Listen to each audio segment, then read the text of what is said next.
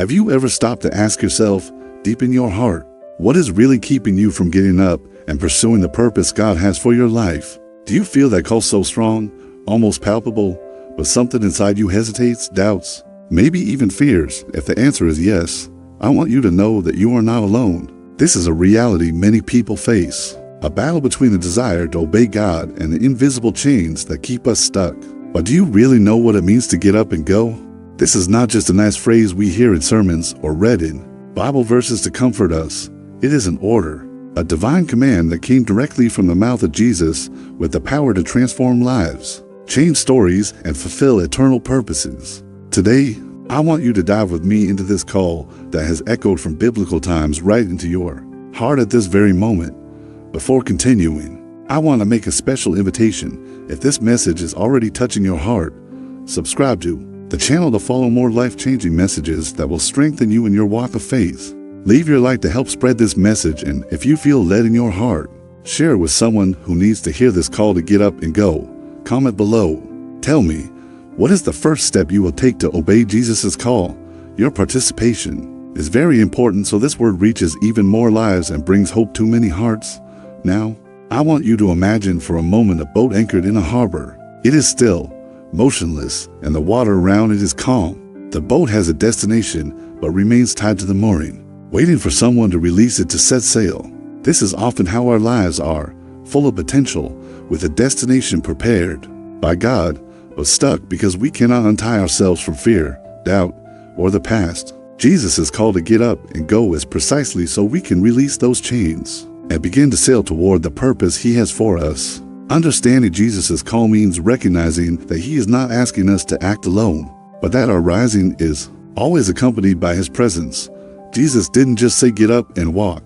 He walked with the healed man, accompanied Peter in the storm, was with Paul in every persecution. When Jesus calls us to get up and go, He is saying He will be with us every step of the way. Another fundamental point to understand this call is to realize that getting up and going means leaving the comfort zone, facing the unknown, and often dealing with suffering and the resistance of the world. Often, God's call challenges our human logic. He may ask us to forgive someone who hurt us deeply, to change professions, to open our mouth and witness even when afraid, to serve in places where no one wants to go. All this is a call to leave complacency behind and embrace a life with purpose. Moreover, getting up and going also means a process of liberation, that old mentality that tells us, I am not capable, I have no strength, this is impossible for me needs to be broken. Jesus' call is an invitation to replace that mindset with faith. Faith is not the absence of fear, but the courage to act even when fear is present. It is believing that even if we do not see the clear path ahead, God is preparing everything. For us, there is also a dimension of urgency in this call. In the story of the man at the pool of Bethesda, he had waited 38 years for a miracle. Jesus did not tell him to wait more or prepare more. He said, get up and walk. Often, we wait for the perfect moment, the ideal condition, but God's moment is now. He wants us to make a decision today, and that decision has the power to change everything. Getting up and going also involves taking responsibility. Often, we want change to come from the outside, for circumstances to change, for people to change. But Jesus calls us to get up and go, that is, to act, to be the agent of transformation, not a bystander. You have an active role in your own story and the story of those around you. God gave you gifts, talents, a voice, and a mission that only you can fulfill. It is also important to say that when you obey Jesus' call, you will encounter resistance. The enemy does not want you to get up. He will try to paralyze you with doubts, fear, criticism, and even discouragement.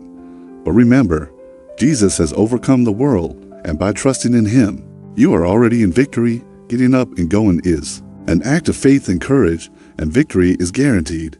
And what about the power of testimony? When you get up and go, you become a living example of God's action on earth. Your choices and actions inspire others to get up, seek transformation, and not give up on their dreams. This is a powerful chain that can change not only your life, but the community where you live, the church, and society. Finally, it is essential to understand that getting up and going does not mean you need to have all the answers. Sometimes, the first step is the hardest because we don't know exactly where we are going. But Jesus is calling you to trust, to take the step even in the dark.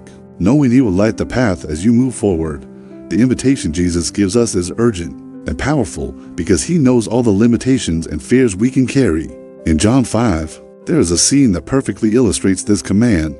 Jesus finds a man who had been sick for 38 years, living confined to a bed, waiting for a miracle that never came. Then Jesus approaches and says to him, "Get up, take up your mat and walk." It's not a suggestion or advice, it's a command. And this command required enormous faith and courage from the man. Imagine, after almost for decades of immobility, Jesus asks him to get up and walk.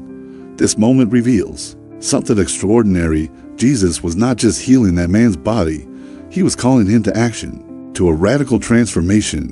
When Jesus tells you today, get up and go, He is saying the time has come to leave immobility behind, to let go of everything that keeps you bound, whether it is fear, insecurity, doubt, or wounds from the past. He is calling you to live in freedom, to take steps toward the plan He has for you. But then, why do so many people still remain seated, stuck in the comfort zone? While the call to act is so clear, the answer lies in our humanity, in the fragility we all feel, the fear of the unknown, the deep wounds we carry, insecurity about our ability, and even laziness or complacency, invisible walls that prevent us from acting. It is easy to understand who wants to leave the place where they feel safe and launch into something new, which seems scary and uncertain. However, what Jesus wants to teach us is that the call is not for those who feel ready. He calls precisely those who know they cannot do it alone, who recognize their weaknesses, and who depend entirely on Him to take the first step. When you accept this call, you place yourself in a position of obedience that transforms not only your life, but everything around you. And this is exactly what happened with the man at the pool of Bethesda. When he obeyed and got up, he not only healed his sick body, but experienced a complete transformation, a renewal of his mind, spirit, and hope.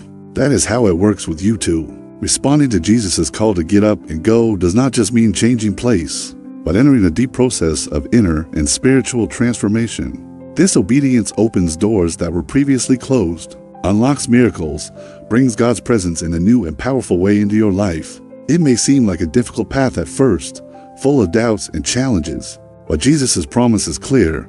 He goes with you. He never abandons you. When you get up to obey, He renews your strength, prepares the way, opens doors, and sustains you at every step.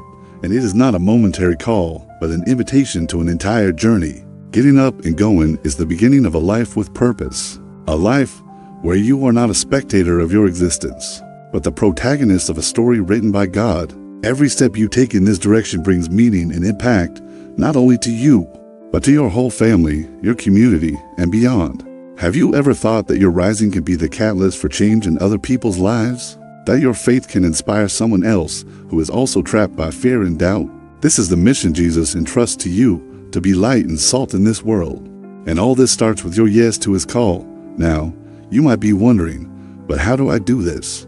How do I respond to this call today, in the middle of my routine, my fears, my insecurities? The first step is to recognize that the call exists, to hear God's voice in your heart, even if it seems small or timid. Then, pray asking for courage, strength, and direction. Don't wait to feel 100% ready, because no one is.